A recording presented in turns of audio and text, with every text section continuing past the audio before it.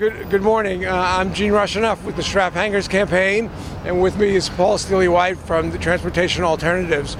We're each going to make brief statements, and then we'd be happy to take questions.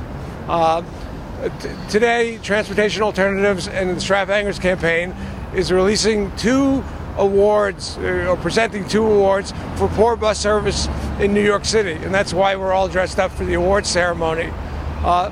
The first award is the 9th annual Pokey Award for the slowest bus in New York City. You'll see in a moment, the award itself is a golden snail on a pedestal. And the award was based on our actually riding 29 bus routes around the city. And we picked them either because they had a large ridership or because historically they're one of the slow-moving cross-town buses. So without further ado, I'm going to go to the winner and walk away from the mic for a second. The 2010 Pokey for slowest bus goes to the M42. We clocked the M42 at 3.6 miles per hour, which is slow.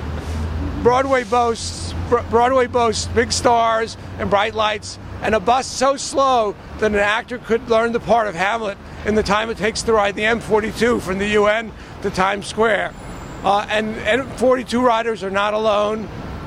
Many bus routes travel in excruciating slow motion, which riders know from bitter daily experience. Like the M42, some run at 3.6 miles per hour, which is what an average person could do if they were just walking. So, again, very slow. And now I'm going to turn it over to Paul for our second award. Thank you, Gene.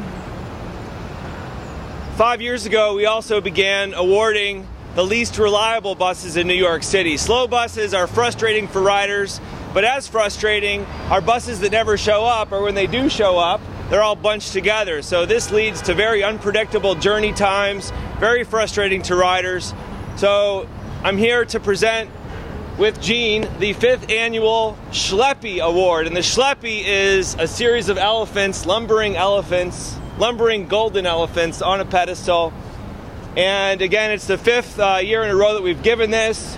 And the Schleppie is chosen based on official transit statistics from New York City Transit.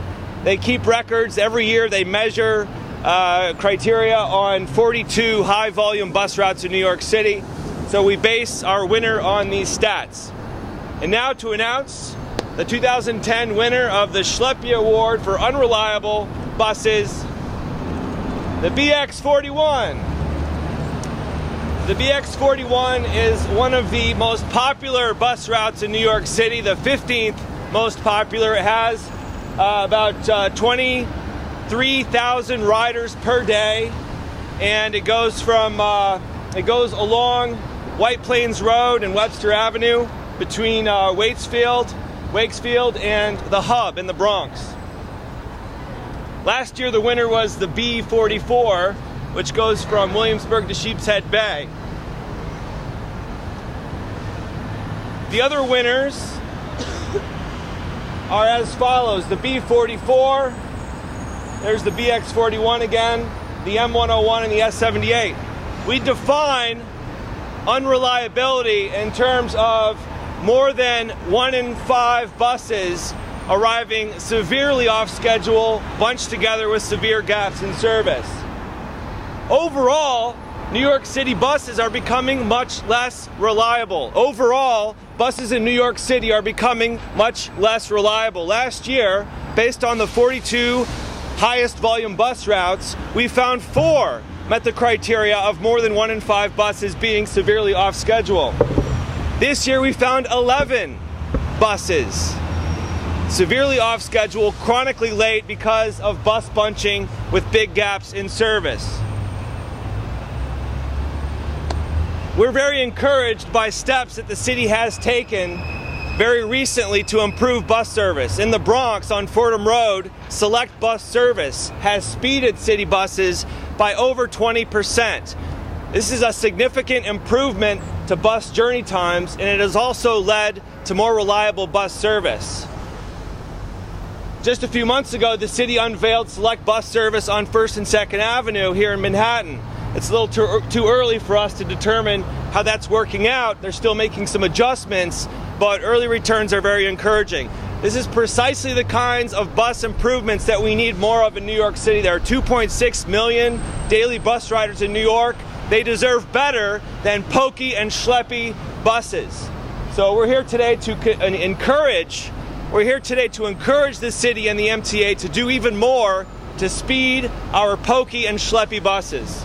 And I would just add, I have also the borough-by-borough winners of the Pokey Awards, so they deserve their moment in the sun as well. So the slowest bus in Brooklyn was the B35, went at a snail's pace of 5.4 miles per hour.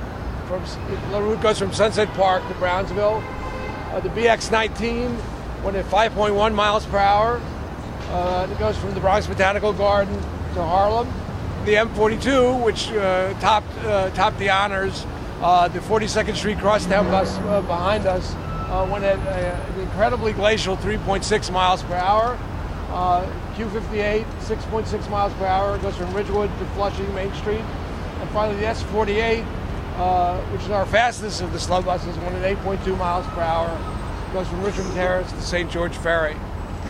So those are our findings, and we'd be happy to take any questions you have. Why is the M42 so slow? Is it because of traffic on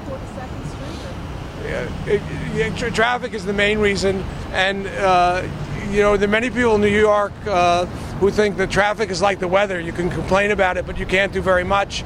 The city has plans nearby on 34th Street to create a transit way to give priority to buses. If you have a bus that's moving 40 or 50 or 60 people, it shouldn't be held up by a deliverer in a FedEx truck or a single occupancy vehicle driver.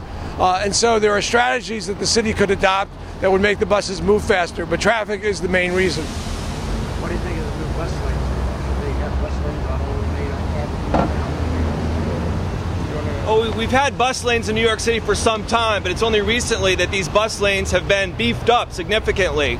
What's making the bus route on Fordham Road in the Bronx so successful is that the bus lane isn't just a painted bus lane. It's actually being enforced now with bus lane enforcement cameras, which just came online last month.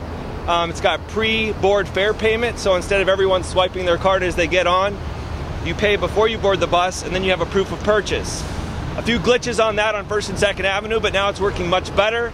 People are boarding and alighting much more quickly, and it's that dwell time at the stop that has really slowed buses in the past.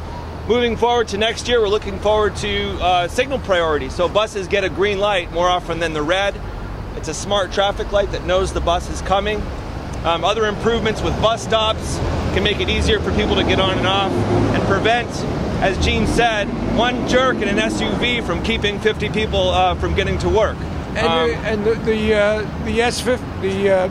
M15 also takes into account the needs of drivers. So there are times when deliveries can be made, and the new bus stop that Paul's talking about is designed so it sticks out into the street and it minimizes the conflicts between people who are parking or delivering. So these are smart, fair ways of using street space and not holding hostage, scores of people who are in a bus.